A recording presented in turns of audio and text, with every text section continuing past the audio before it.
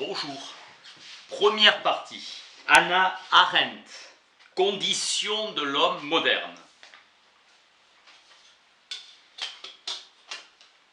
Œuvre de philosophie fondamentale. Le système totalitaire repose sur la dissolution des classes. Alliance entre l'élite et la populace. Séduction des intellectuels pour le totalitarisme. Le totalitarisme professe l'absolue primauté du mouvement. Tout est possible, conduit à la destruction totale. Ce livre est celui de la reconstruction et de la résistance. Distinction entre travail, œuvre et action. Le temps est posé comme une question, dès lors que l'homme est le seul être qui sait qu'il est mortel. Seul qui pense et qui pense ce qui est éternel. Entreprise d'immortalisation, nous avons appris par Homère, Hérodote et Thucydide, la permanence de la grandeur humaine qui repose sur les poètes. Depuis l'envoi d'un satellite en 1957, l'humanité ne sera pas toujours rivée à la Terre. L'homme l'avait songé, la science l'a fait. Fini de la terre, prison du corps. Avènement proche de l'automatisation, libérant l'humanité du fardeau du travail et de son asservissement à la nécessité. La vita activa des activités humaines, travail. Le tout conditionné par l'existence humaine, la vie et la mort. Vie du philosophe voué à la recherche et à la contemplation des choses éternelles. Chez Platon, de la polis, tout est dirigé par la pensée supérieure du philosophe, avec pour seul but de rendre possible le mode de vie philosophique. Pour Aristote, c'est l'idéal de la contemplation. Le christianisme, croyant un au-delà dont les joies se présagent dans les délices de la contemplation. En n'écrivant pas, Socrate ne se soucia jamais de rédiger ses pensées, une trace. Dès qu'on écrit, on cesse de s'inquiéter de l'éternel. Dans la pensée grecque, la capacité d'organisation politique est opposée à l'association naturelle du foyer et de la famille. Chaque citoyen appartient désormais à deux ordres d'existence, l'action et la parole. Hésiode, qui s'oppose à Homère, cite Hestia, qui glorifie la vie du foyer et de la famille. Hestia céda sa place à Dionysos. Les mots justes trouvés au bon moment sont de l'action seule.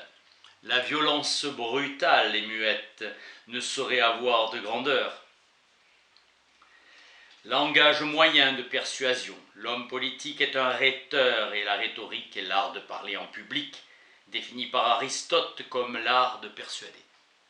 L'homme d'Aristote est un être vivant capable de langage. La croissance du domaine public s'opéra aux dépens du domaine privé du foyer. Monarchia, gouvernement despotique d'un seul. Les plans de Platon prévoyait l'abolition de la propriété individuelle étendue au domaine public en anéantissant totalement la vie privée. Pour subsister dans l'individu et dans l'espèce, exigence de la compagnie des autres. Le domaine de la police était celui de la liberté dans le domaine politique. Cette liberté est la condition essentielle au bonheur, eudémonia. La police distingua de la famille car elle ne connaissait que des égaux. On se mouvait dans une sphère où n'existait ni commandement ni soumission.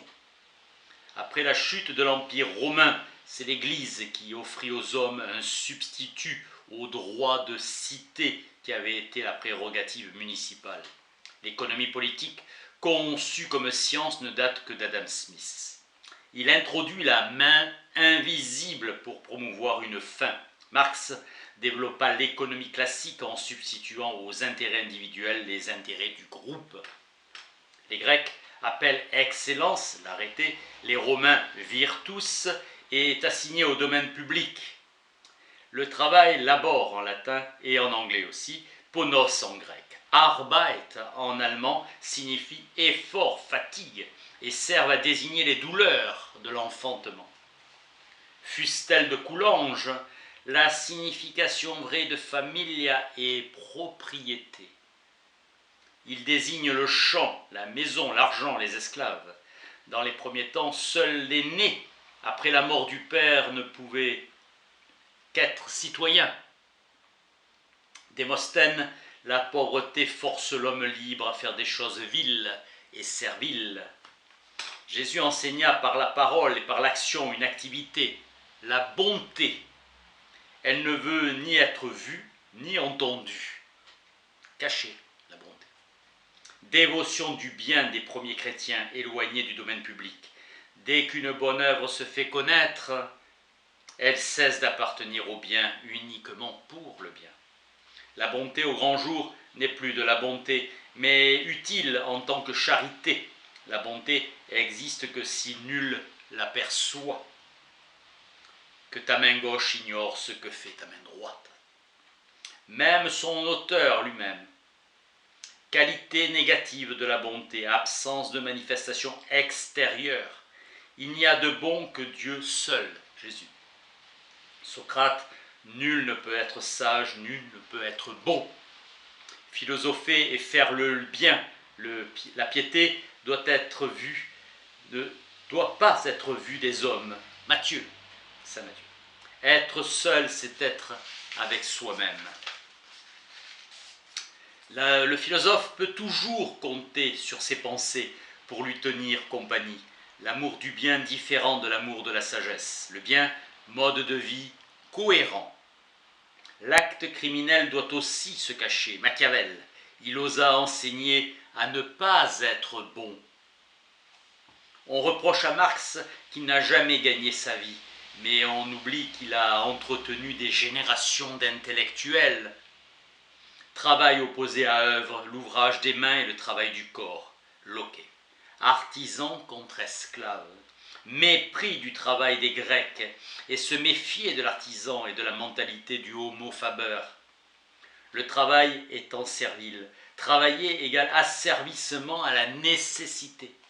La dégradation de l'esclave était un coup du sort, un sort pire que la mort. Métaphore de l'homme en animal domestique. Animal laborans contre animal rationale. L'époque moderne renverse la donne et glorifie le travail, source de toute valeur, la productivité, et élève le travail au premier rang. Smith rejoint Marx sur le travail improductif et ensemble le méprisent. Ascension spectaculaire du travail, du dernier rang au premier, quand Locke découvrit dans le travail la source de toute propriété. Adam Smith poursuivra. Le travail est la source de toute richesse.